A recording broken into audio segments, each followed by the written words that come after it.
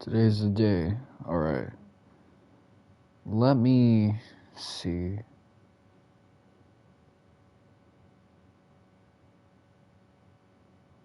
Teresa Cortez. Who is this person who's following me on IG?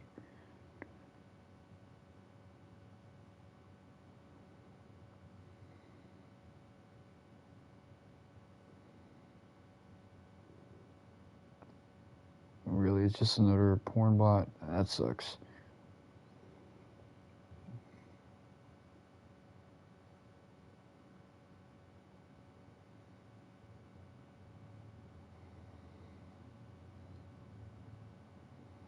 Okay. I'm not even gonna check who's on at the moment. I'm just gonna check the audio.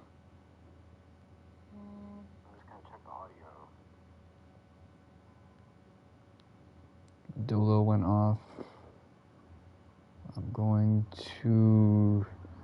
Where do I copy the URL? I'm trying to share.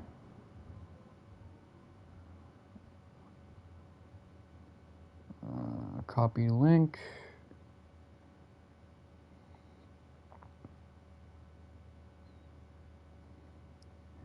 And I'm gonna post this on the other Discord because this is gonna be a 2-for-1 deal, for those of you who don't know.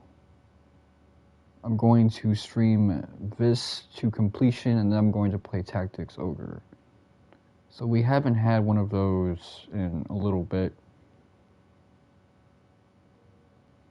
Like I had that one cheat session with Trails into Reverie, but that was a few moons ago. Might have even been last moon. Alright, content sharing.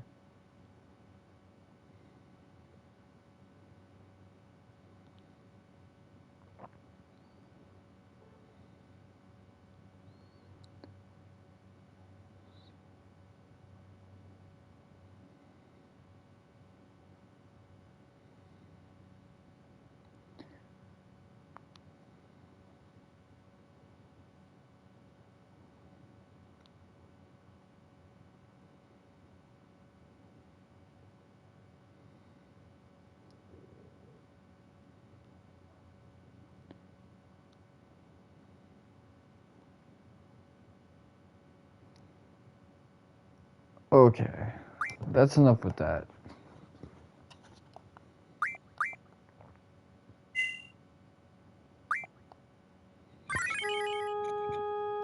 I did my part.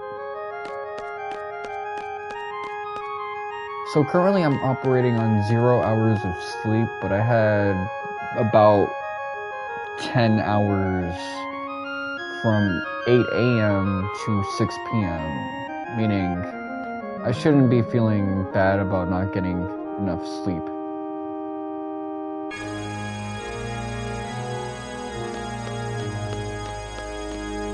I got my hours in.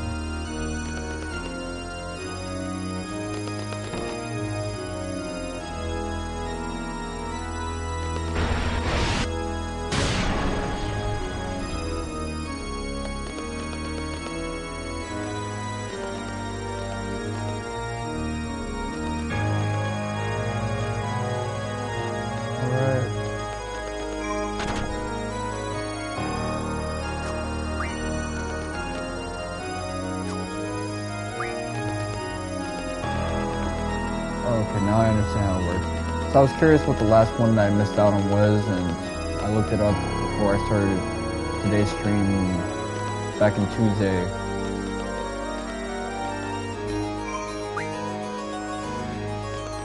I should have figured it had something to do with that thing, because I was trying to interact with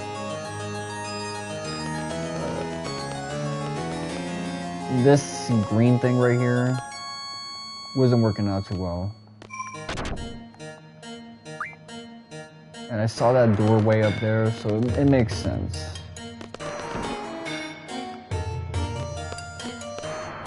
I'm gonna give myself a self-imposed challenge because of the fact that I still have my Ultima Mega Weapon build. Actually, let me not. Junction, Squall.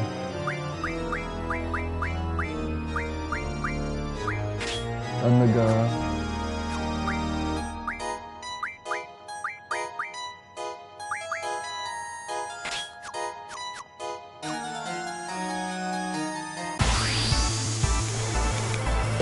This is gonna be our warm-up.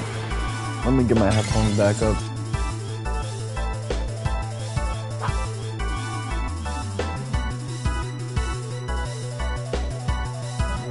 Fighting me. Magic.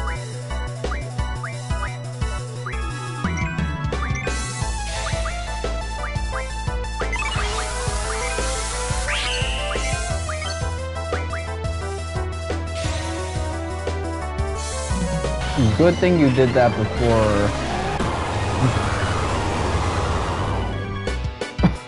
This guy's duel can start.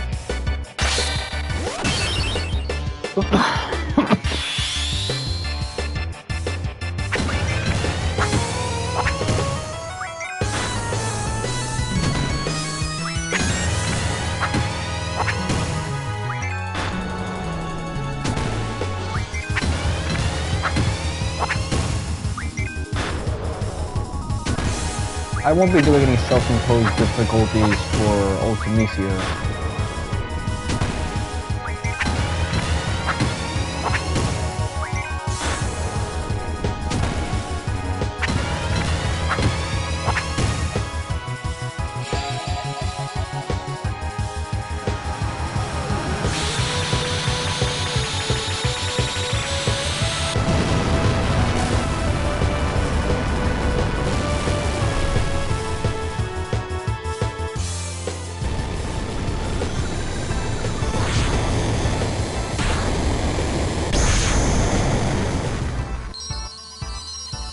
I do recall that that's his like revenge move.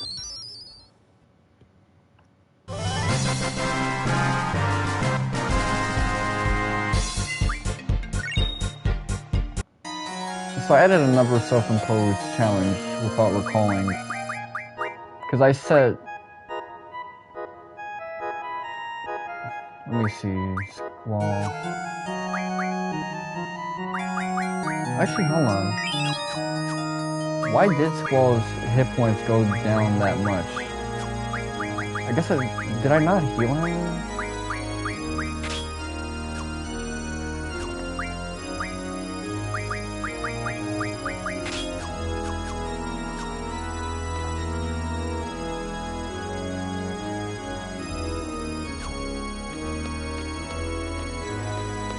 I'm confused.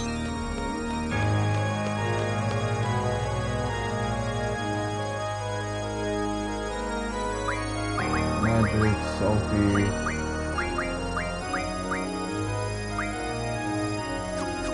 So she only has 2 meltdowns. I want to get another one before long.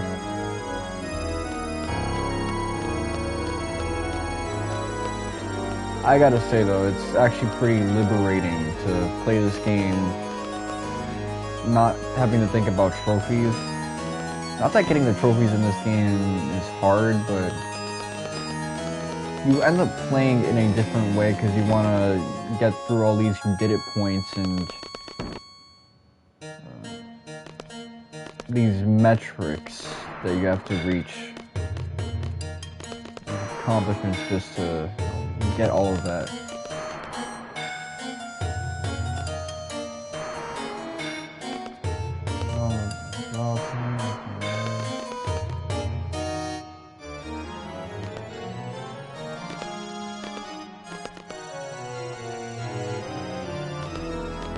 I don't remember which one has meltdown, but preferably I want to get meltdown. So maybe one of Ultimecia's forms has that, because I ain't trying to deal with all that annoying stuff.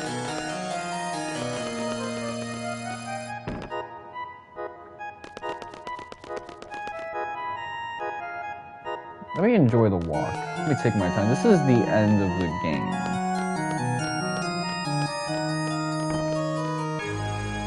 There's nothing left. There's no imminent struggle. I did it. This is a victory lap.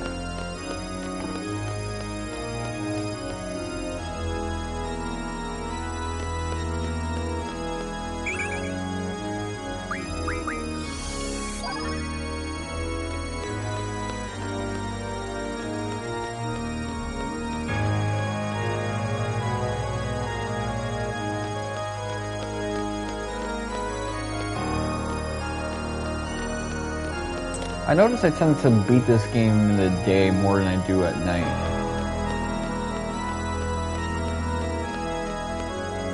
In fact, let me check my trophies list.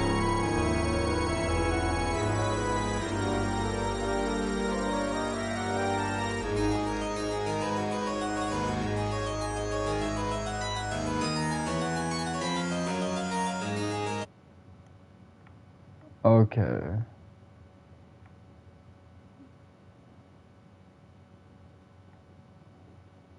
Let me find the beat the game trophy. I want to see when I got this joint. Okay, so the last time I beat this game was at end of game 6:40 p.m. at September 23, 2019.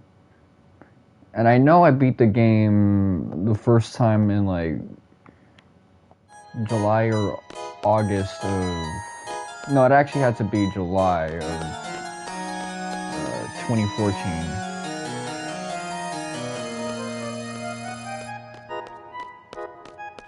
So this is not a game that I play every year. It's a game where I play it half a decade apart.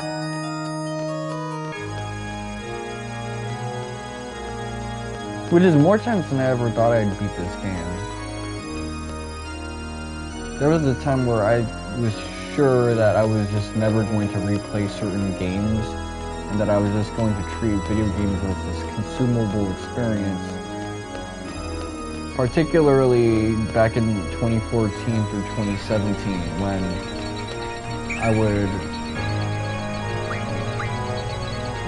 constantly be trying out new games to see what I like and what I missed out, what I never got to finish as a youngin'.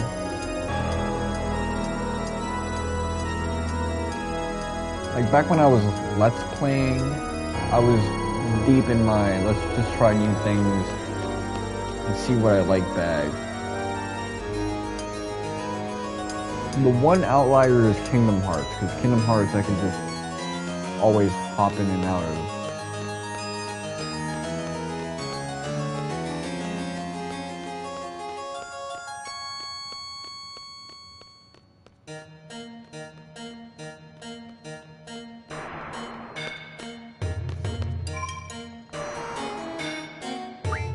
So I could actually get my ass kicked multiple times here.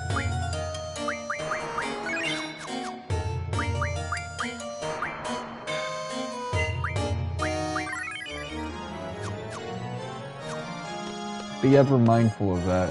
In fact, let me take this off.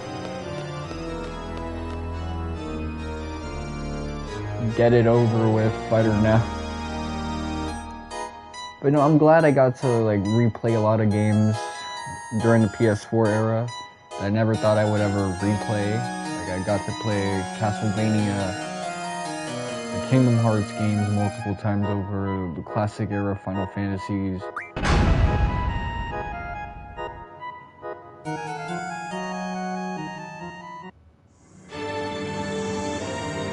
Persona 5.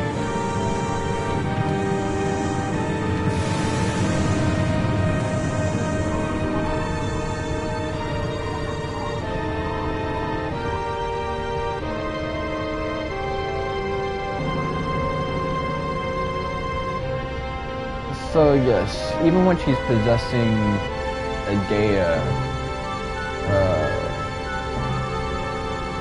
she has a Russian accent here, but whoever she possesses doesn't necessarily get the Russian accent.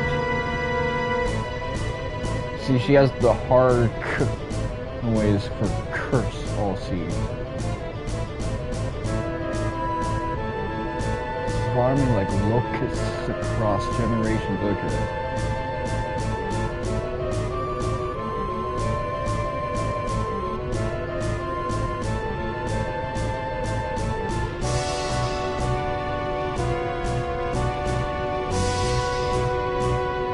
Someone on Reddit pointed out that the reason Adea wears those fashionable outfits is because Ultimecia is possessing her and she likes being fashionable. I mean, what if this outfit she has on is just her evening wear, because we literally kind of just broke into her crib. So she probably had like this battle armor ready, but now she has her toes out and she's not wearing panties. She doesn't have her top on. She's got like the first strap on IG lingerie.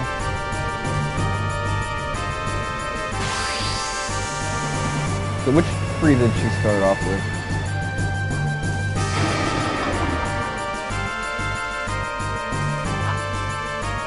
Belle, Squall, Vanilla.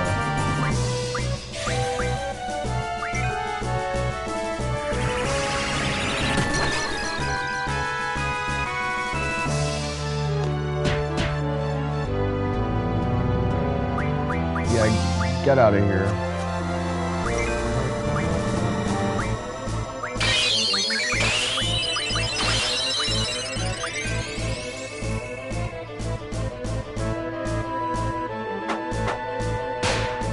I'm gonna have to commit another domestic assault.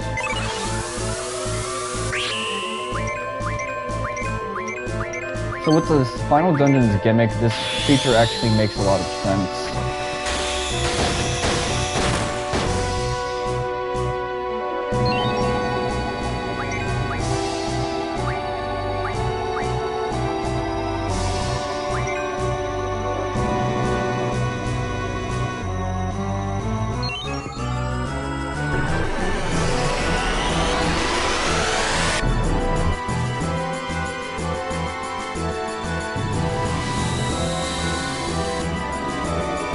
Now, I made mention that maybe Adia is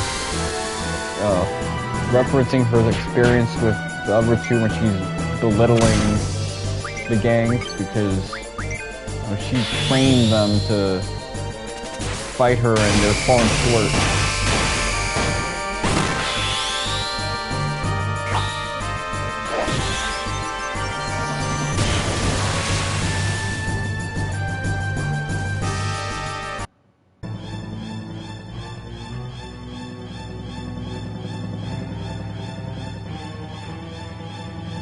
So yeah, Griever, we actually named this Guardian Force. It's the one on our ring.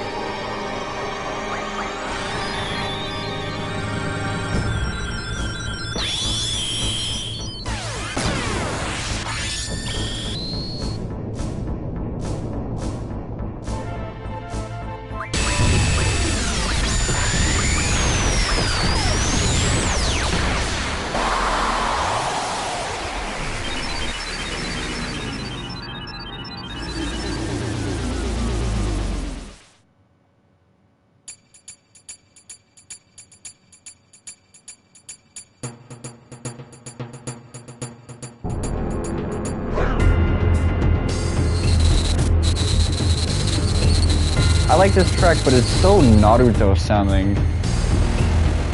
Like the Tokyo Matsuda Naruto tracks, not the Yasuharu Sakanashi tracks.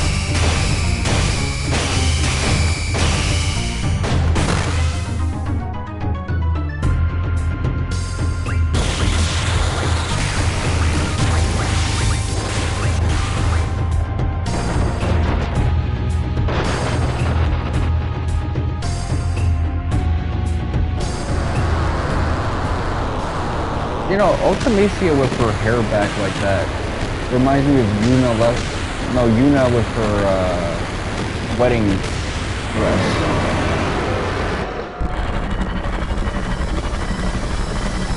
It could be that, you know, at the end of this one, when Adea was belittling the gang, saying how they were disappointing as members of Seed, that wasn't like Adea's inner thoughts, like the rawest, most unchained psyche of her speaking. It was just all Ultimecia.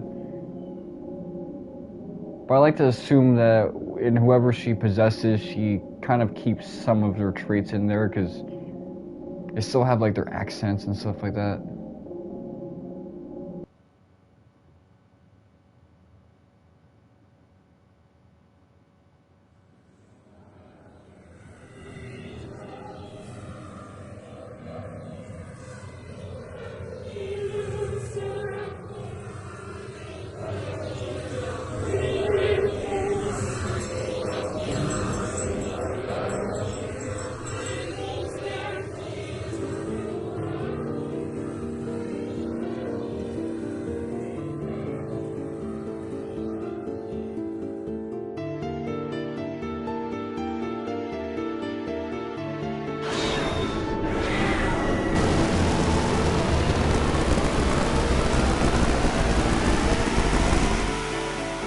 So some people think that one of those sides is Heine himself.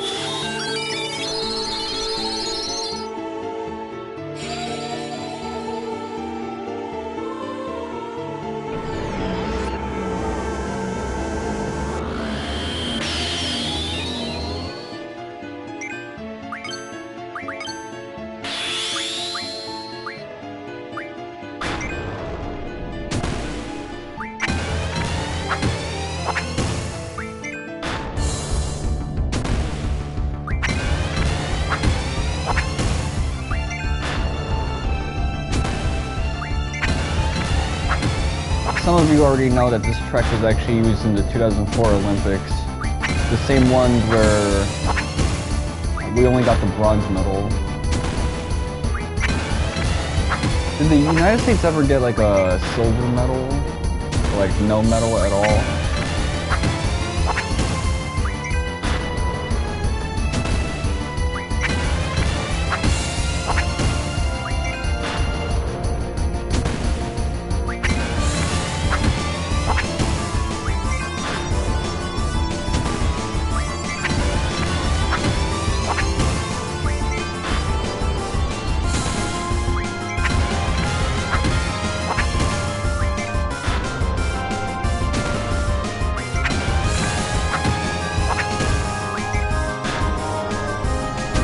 I just want Squall and Bell to be alive by the end of all of this.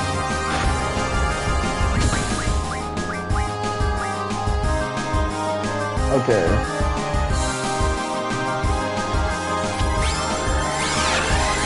So at this point you just need to do like 200 damage to her a piece.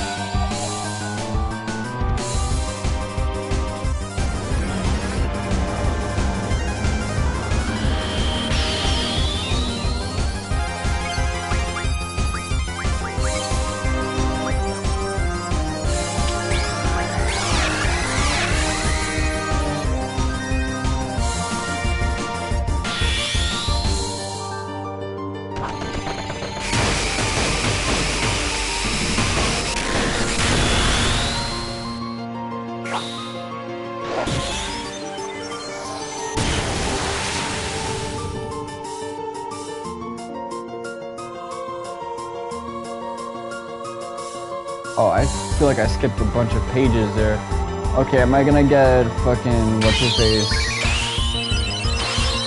Selfie?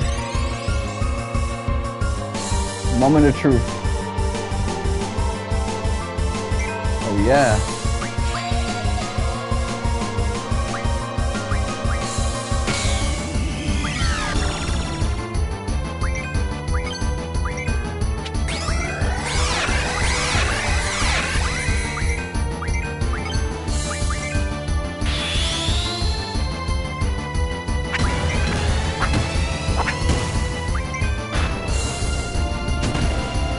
Yeah, the bowels representing two faces, two bodies, and reminds me of anime a lot. that based off something in like mythology I don't know about?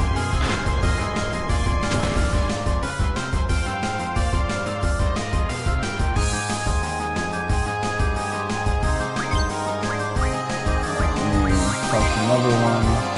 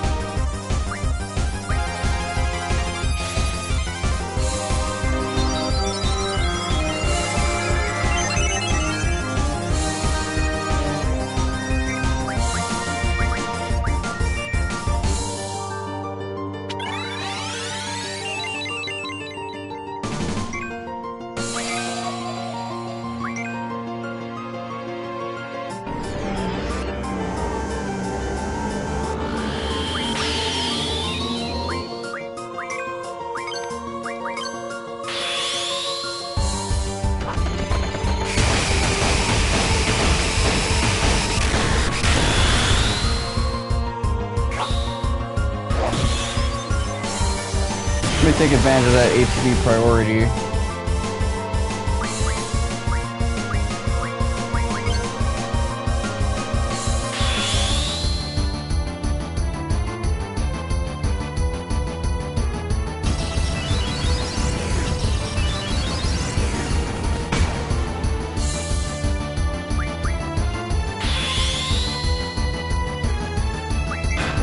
It's over.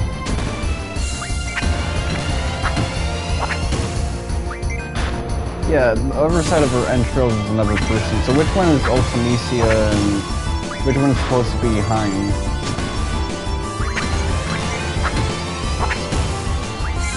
I know this is like some Reddit headcanon thing. It might have even been like a 4chan green text.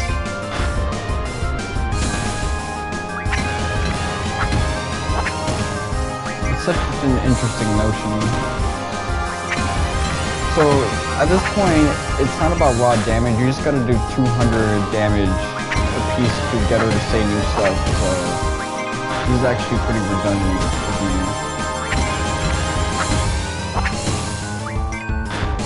Especially because after this, her next quote is just to die, so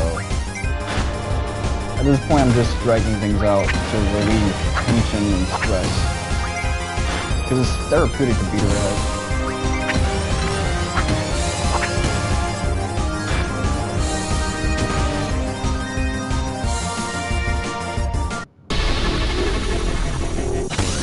I like this. Nice and clutch.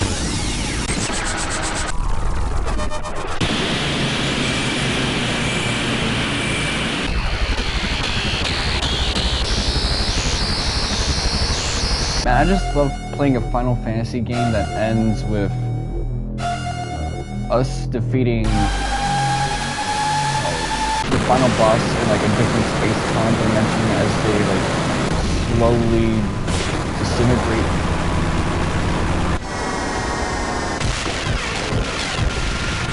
This one's so trippy, this death animation, just how she turns into dust.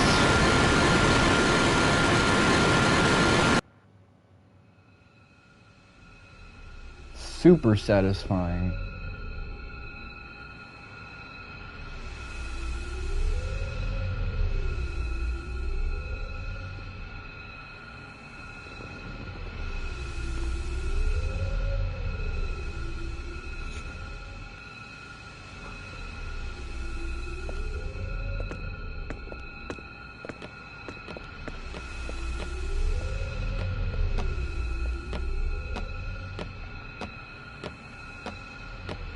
I actually really like how that final battle played out. I thought I was gonna hate it, but Selfie came out when she needed to. I got her to do what she needed to do, and at the end, everything was so clutch in a satisfying manner. Nobody that I cared not to be downed was down, and we're kind of at low health, just doing our clutch thing.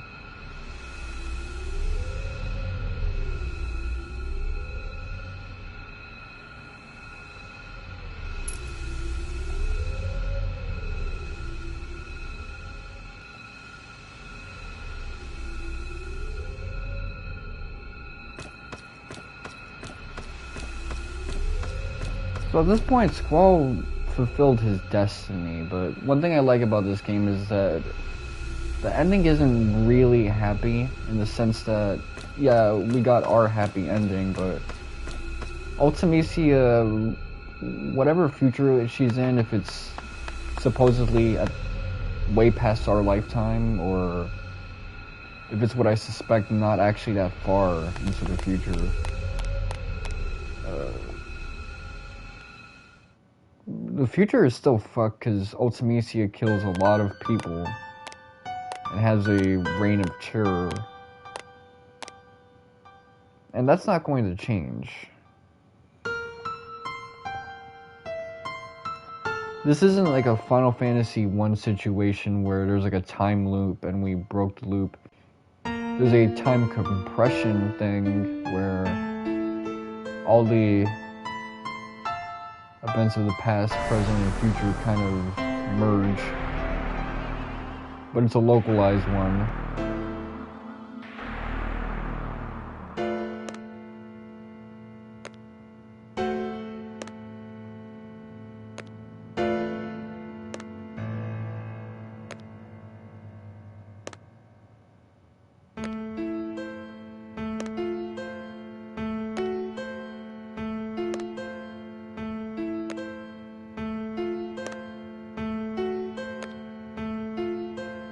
So she has to kind of do this.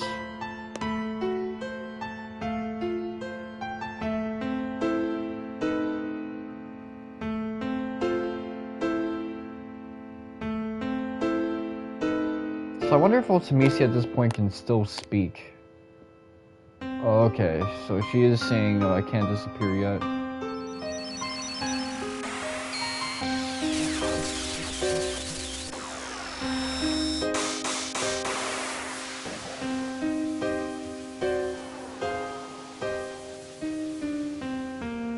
That doon doon doon doon is kind of like the Sephiroth theme.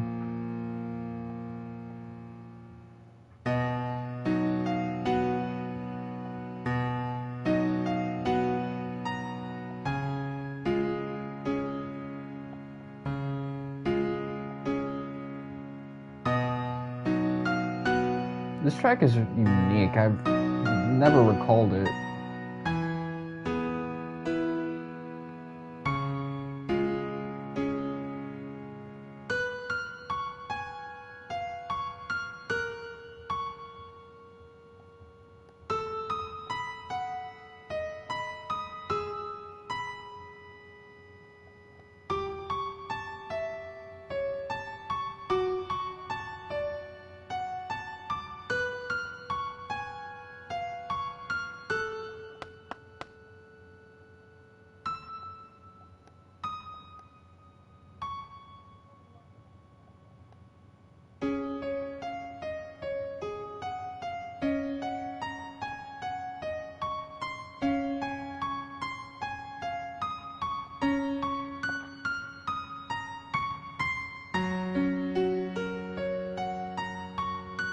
I like how she's protecting Kid Him from a potential existential crisis.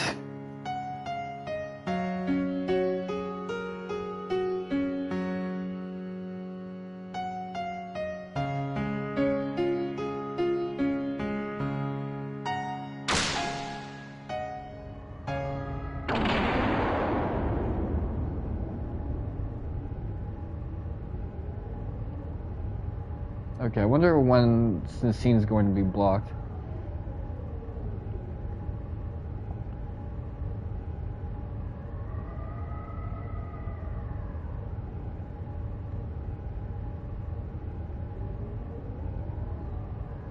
This is kind of where the climax of Squall's story really takes off. as he's kind of stuck in limbo due to the fact that he has no attachments to anybody, and it's harder for him to effectively return home. As Laguna said, just think of your friends and you'll be back where you belong, out of time compression. But because Squall didn't really develop any attachments and friendships at a sufficient level, he's stuck in limbo. But of course, then we know this FMV where Noah saves his ass and he's able to live happily ever after. Yeah, I don't need to see this shit though, because it's a block scene, and I guess I should just give my opinion of the game while I watch it and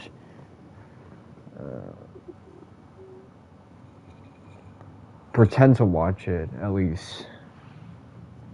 Because I do like using these opportunities to kind of go over my thoughts on these games. But Final Fantasy VIII was a game that I really liked before I even respected. Like, there's so many aspects of this storyline that, or even the way the game is designed, that I enjoy. But upon like understanding the themes of the story, what it has to say about just self-alienating, it's some compelling stuff. People like to say Squall is like an asshole, but he's not really a jerk. His issue is just that he's not attached to people. I kind of had this issue. I actually got really bad grades my first report card in high school because the teachers thought I was an asshole and that I was being mean to them. So they actually like subbed out a lot of my grades due to being rude, but I wasn't rude. I was actually being a nice dude. I was super introverted.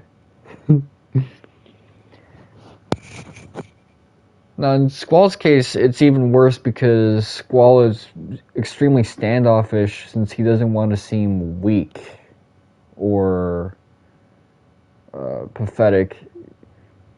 He harbors this kind of sense of what people like to say is toxic masculinity, but it's this idea of what it means to be like an adult and to be a mature, respectable guy.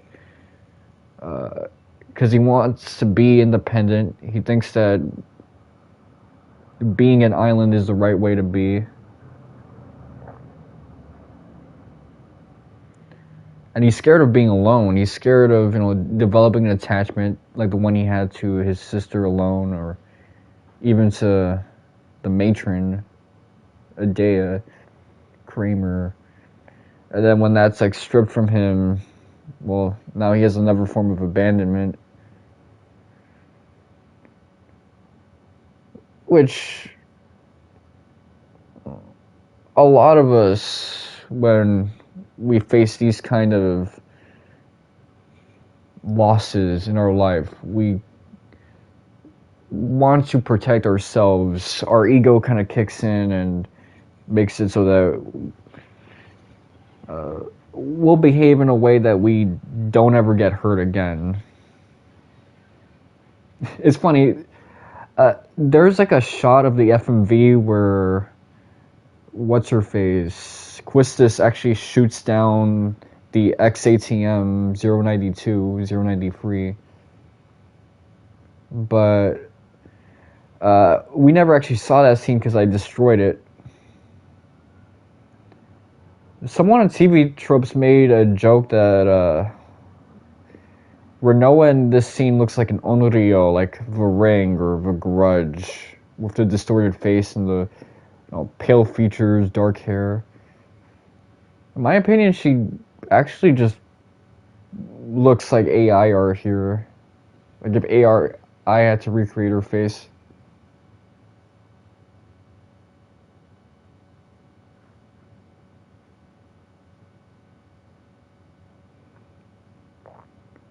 So there's like a shot of Renoa in space with the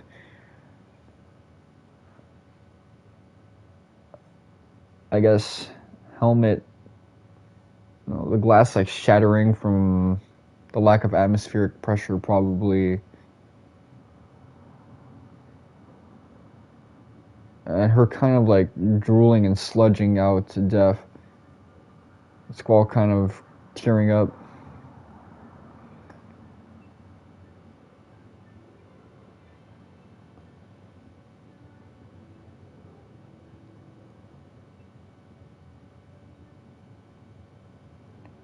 Okay.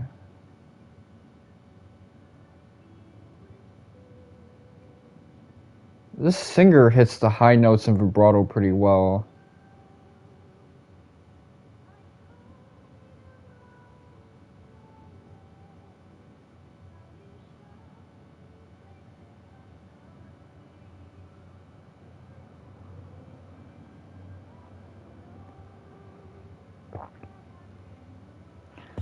Let me check something.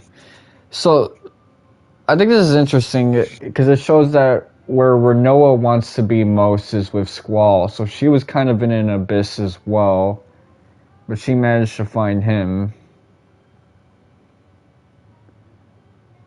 She doesn't have as much attachment issues as Squall. So the thing with Final Fantasy VIII is that the romance is like such a big theme that people think it's the main theme.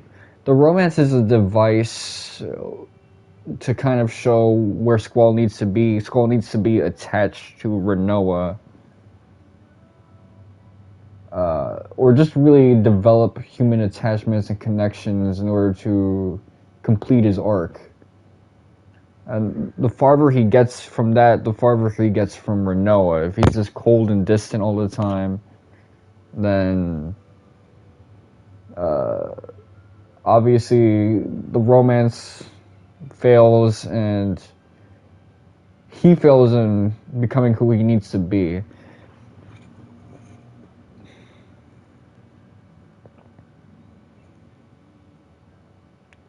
With a lot of romance in fiction and film, that's kind of how it works. If the character is not in line with the lesson he needs to learn, the romance is not going to succeed. The woman is kind of like a reflection, her standard of like what he needs to do in order to get her, in order to keep her, is be true to his higher ideal.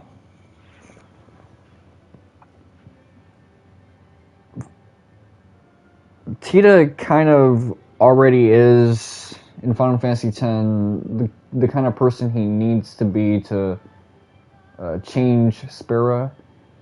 He just needs to be a little less immature, selfish, and ignorant of these other things. Be a little bit more humble. But aside from that, he has the outsider perspective that the rest of Spira needs to escape the spiral of death. So that's why the romance between Tita and Yuna is a little more easy going and consistent than the one between Squall and Renoa. There's less dissonance because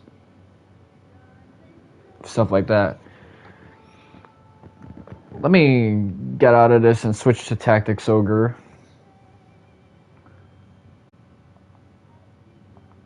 So be right back in a second. Just hit refresh.